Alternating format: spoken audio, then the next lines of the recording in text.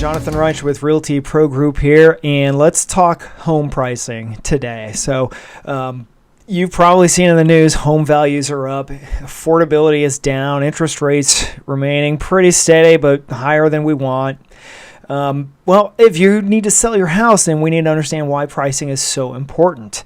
So we want to make sure you don't run into any unfortunate issues, like maybe a low appraisal, maybe few or low offers, or maybe your home just sits on the market too long. And when that happens, people start thinking, what is wrong with this house? Well, maybe nothing. What I'm going to show you, though, is a sample of my own neighborhood. So these numbers are real numbers of the last 12 months. I'm going to walk you through some of the methods I use, and probably your agent's going to use these as well, in order for us to provide you with the best information possible to make sure we price your home to sell. All right, so let's get into it real quick. First thing I want to show you is that this chart is based on hyperlocal information. So what that means is that it's neighborhood specific. It wouldn't make any sense to look at homes outside my neighborhood because those aren't going to be very good comparative properties. So it's specific to the neighborhood. Your neighborhood data is probably going to look a little bit different than this, but just for sake of argument, these are real numbers from a real neighborhood, and this is what we're going to start with. So the first thing I look at, this one sets the foundation for everything else that we talk about here. This one shows me that homes in my neighborhood are taking about 68 days to sell, and the average sale price is $631,000 and some change. If you take a closer look at that graphic, you can see those blue dots represent sales, and the price is listed there on the side, and then, it corresponds, of course, with days on market. There's a couple of outliers, of course, but the red line's a pretty good indicator on when you can expect to move. So 68 days is the average.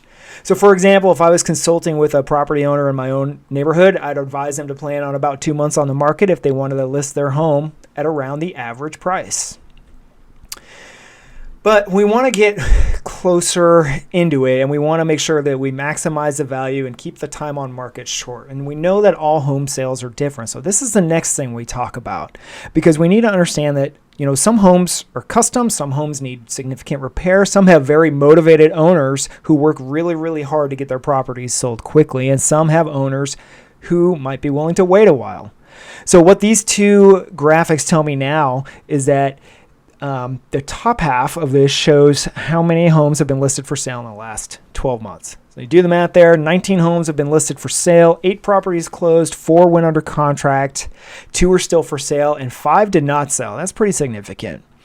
It gives me a 63% chance of selling if I listed, again, expecting average time on market and average price. That little bullet point beneath it shows me homes are selling on average about 1 a month with 2 months of inventory. Yep, that matches up, so that makes sense.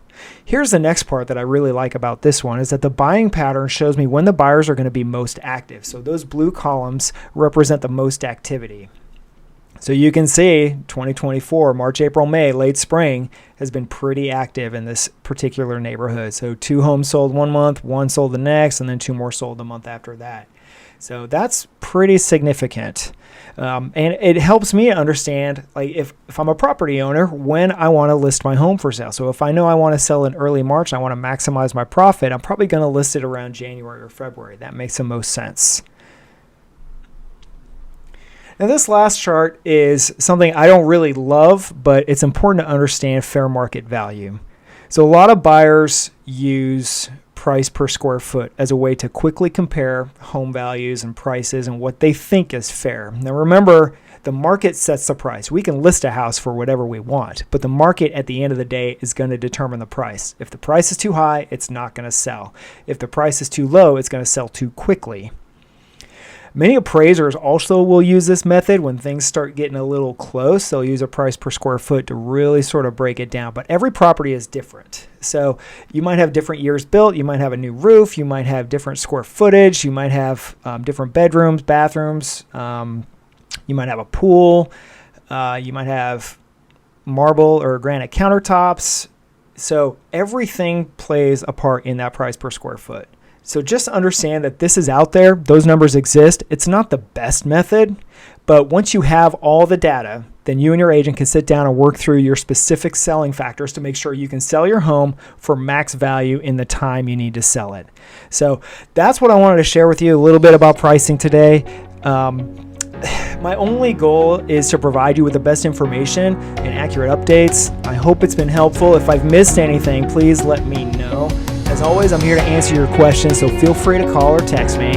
There's my contact information right there. You can hit me on my cell, 850-912-9727. You can also email me at john@ownthegulfcoast.com.